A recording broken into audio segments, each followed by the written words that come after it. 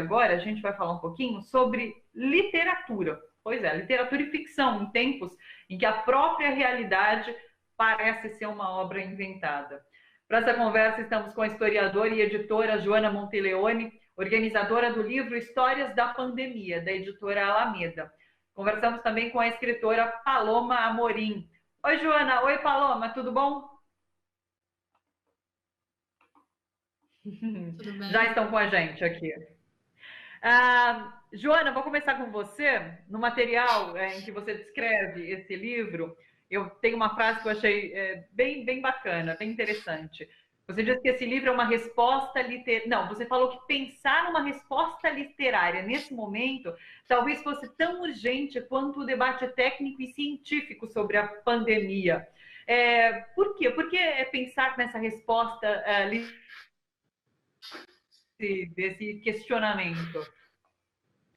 Bom, a gente, no começo, quando a gente pensou em fazer um livro sobre esse novo coronavírus e o momento que a gente está vivendo, a gente pensou em fazer uma reunião de artigos e imediatamente a gente falou, mas não vai dar conta um pouco desse sentimento novo que a gente tem de estar em confinamento e da doença invisível estar se espalhando pela cidade, do colapso do sistema de saúde e as pessoas desprotegidas e tudo.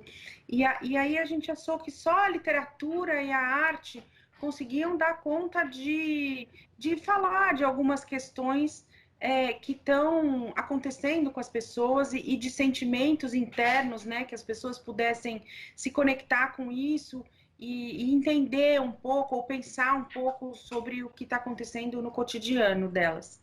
Então, muitas vezes eu acho que só a arte ou o teatro, a música, a literatura consegue dar respostas para momentos muito impactantes, assim.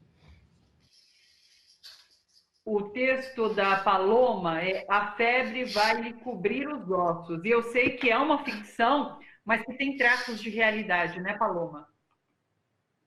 Sim, o texto ele acontece todo num cenário um cenário realista, né? Ele aponta um momento em que já existe um pico da pandemia, já existe uma situação de medo, que é uma atmosfera do texto, e desse não saber, né? E aí nessa base de não saber, nessa circunstância inicial do texto, surge uma voz, que é uma voz revolucionária, no sentido bem metafórico, e que propõe como se fosse uma fagulha mesmo de possibilidade revolucionária no meio desse contexto trágico. A Joana comentou um pouquinho antes da gente entrar aqui no ar que algo em comum nos textos, conforme você foi organizando, foi uma questão do tempo, essa ideia de tempo, de como o tempo mudou. Queria que você falasse um pouquinho sobre isso, Joana.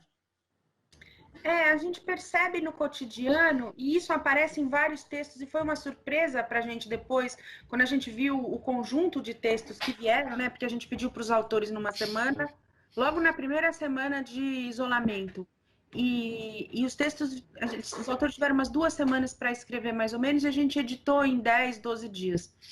E quando vieram os textos que a gente leu todos em conjunto, a gente percebeu um elemento em comum, que é essa mudança do tempo na vida das pessoas. Ou seja, se a nossa vida estava dividida entre o tempo do trabalho, o tempo de ficar em casa, o tempo de sair, o tempo do lazer, que na sociedade capitalista está ligada muito ao consumo, esse tempo, né, ele se modificou completamente agora na pandemia, tendo que ficar em casa muitas horas por dia. Você não tem uma separação mais entre o que é trabalho e o que é lazer ou relaxamento, ou mesmo sono.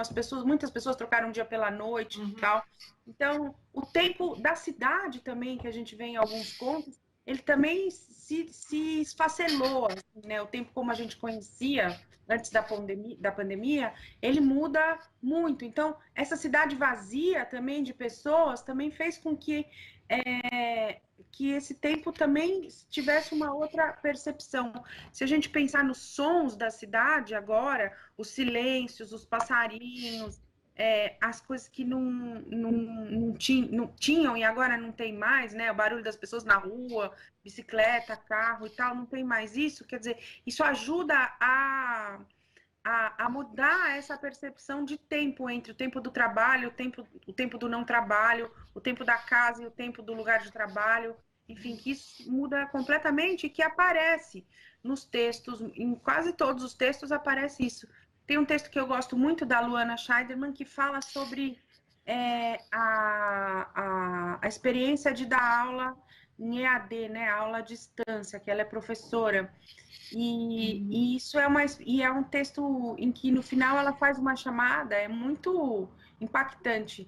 E ela vê que todos os alunos estão lá. E a aula é a chamada, cada um mostrando a própria casa, como que está suportando a pandemia. Ela dá aula para crianças bem jovens, assim, 11, 12, 13 anos. Então, o impacto de todos estarem na chamada, né, no momento em que muitos faltam, em que muita gente morre, em que a gente está vivendo um luto muito grande, né, é muito impactante no livro, assim. E contribui, né, essas aulas em EAD, em digital, essas múltiplas reuniões que a gente tem durante o dia, conversando com bastante gente, mas nunca presencialmente, sem entender direito mais ou menos a outra pessoa, né? Nem o cheiro, nem o tato, nem o pegar e tal. Isso tem um impacto muito grande na vida das pessoas. E isso está refletido ao longo de vários dos textos do livro. E é muito interessante. Acho que o que a Joana coloca, Paloma, é isso. Todas essas mudanças pelas quais todos nós passamos, no caso do escritor, ele não consegue deixar de fora da obra. Isso acaba se refletindo na obra também, né? Sim, eu acho que o trabalho do escritor, em certa medida, e do artista é colocar uma lente de aumento sobre os detalhes e as possibilidades estéticas do mundo como discurso, e aí é muito desafiador e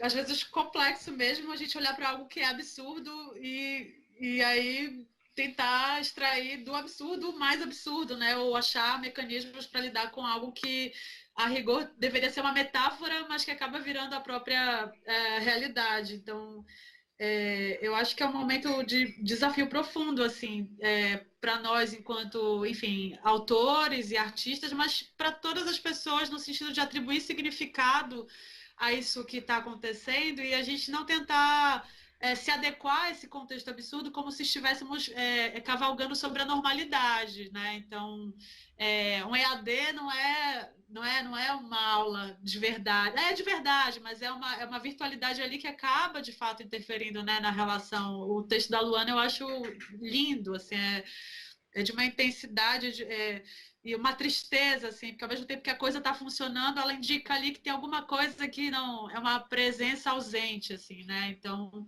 acho que para nós autores e cidadãos, né, atribuir sentido a esse momento é um desafio de não normalidade, né? É negar a normalidade.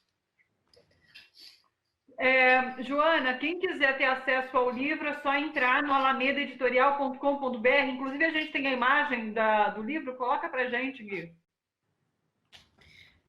O livro é um presente da editora para as pessoas nesse tempo de pandemia, em que a gente fez um PDF para quem quisesse nos contactar, né? Para receber. Pode nos contactar via Facebook também, via Instagram, enfim, de várias maneiras. A gente responde e envia o livro para as pessoas. É um PDF que a gente achou a maneira mais simples. A Alameda esse ano completa 16 anos e a gente ia dar uma festa enorme, né, de 16 anos e muitos títulos, mas não deu e a gente resolveu, enfim, é uma comemoração, digamos, um pouco diferente, lançar um livro e dar ele para as pessoas. O livro vai estar disponível, no fim a gente gostou tanto dessa experiência que a gente resolveu imprimir ele, então a gente vai imprimir e vender por um preço de custo para quem quiser comprar nos sites da editora, de venda da editora, tem site, venda, Facebook, Instagram, quem quiser contactar, a gente manda o PDF, mas quem quiser ter o livro mesmo, ele vai estar impresso, a gente fez uma tiragem pequena, porque as livrarias não estão funcionando, nem gráficas, nem nada está funcionando direito, mas conseguimos fazer uma tiragenzinha para marcar esse momento mesmo. Maravilha! Quem quiser acessar, então, é só procurar a Alameda Editorial no Facebook, Instagram ou no próprio site alamedaeditorial.com.br. Joana, Paloma, agradeço demais a participação de vocês. Sucesso com o livro. Obrigada. Obrigada. Obrigada. Tchau. Tchau, tchau. Até uma próxima. Tchau, tchau.